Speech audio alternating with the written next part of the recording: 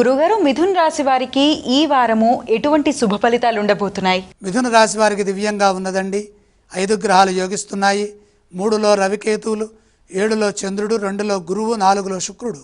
ఉత్సాహంగా పనులు మొదలుపెట్టండి. ఆత్మవిశ్వాసంతో పనులు పూర్తి చేయండి. గౌరవప్రదమైన జీవనం లభిస్తుంది. కుటుంబ సహకారం సంపూర్ణంగా ఉంటుంది. ఆర్థిక స్థిరత్వం కలుగుతుంది. స్వయం కృషితో ముందుకు సాగితే ముఖ్యమైన కార్యక్రమాల్లో విజయం తథ్యం. ఉద్యోగంలో మీ ప్రతిభను పనితీరుతో తెలియజేయండి.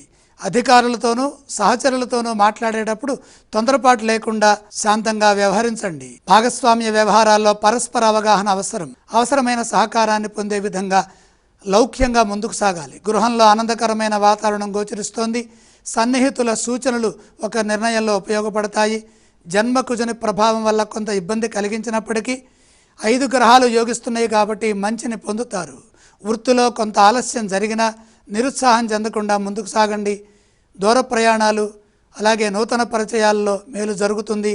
ఆరోగ్యం సాధారణంగా ఉన్నప్పటికీ మీరు తగిన విశ్రాంతి తీసుకోవడం ద్వారా శక్తి పెరుగుతుంది. ఆత్మవిశ్వాసం, సమయస్ఫూర్తి మీకు మంచి భవిష్యత్తుని ప్రసాదించడమే కాకుండా అదృష్టాన్ని కూడా తీసుకొస్తాయి. ఈ రాశి వారు ఏ స్తోత్రాలను పఠించాలి? మిథున రాశి వారు విష్ణు సహస్రనామ పారాయణం చేయడం మంచిది. మిథున్ రాశి వారు ఏ ఆలయాలను సందర్శిస్తే శుభ ఫలితాలుంటాయి? శ్రీ వెంకటేశ్వర స్వామి వారితో పాటు లక్ష్మీ దర్శనం మేలు చేస్తుంది. ఈ రాశి వారు ఏవేవి దానం చేయాలి? కందులు దానం చేయండి.